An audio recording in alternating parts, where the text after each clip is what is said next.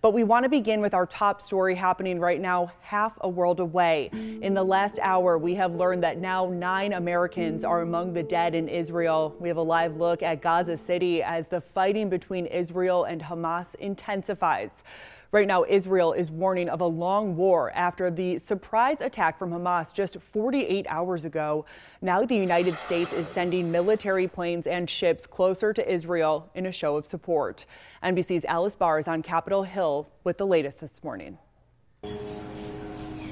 As the full scope of the deadliest attack on Israel in decades comes into focus. This is an attack that I don't think anyone saw coming. The State Department confirming that at least 9 Americans have been killed, with more U.S. citizens still missing. Lawmakers briefed on the rapidly developing situation. Americans who managed to make it out of Israel describing scenes of horror. There were rockets above us all day. Israeli officials say at least 700 people have been killed in what they're describing as their nation's 9/11.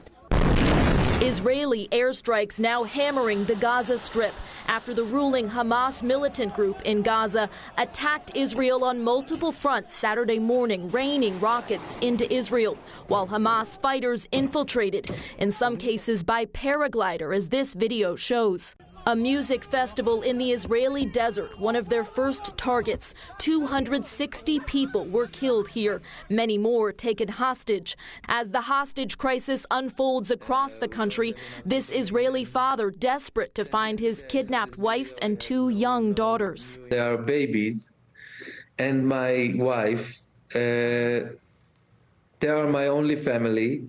The Defense Department announcing the U.S. is sending military assets closer to Israel to deter any further attacks, while U.S. officials are not ruling out using the assets to help one of America's closest allies in its fight against Hamas.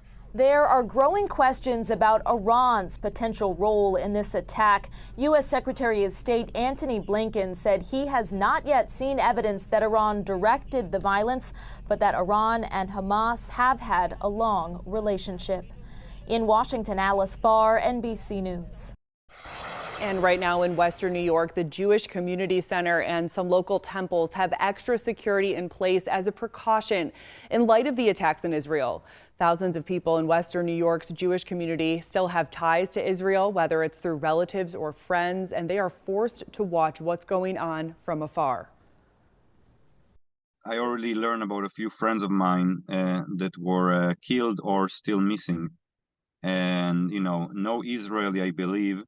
There is no Israeli today that does not know in person someone who was killed or kidnapped. It's not only about Jewish Americans and Jewish New Yorkers who have been hit really hard today. I think it's anyone who is a human being is horrified by what took place. And 2 on Your Side has reached out to the local Arab American organization for comment, but we haven't heard back. Tonight, local organizations across Western New York are planning vigils or gatherings in solidarity with Israel.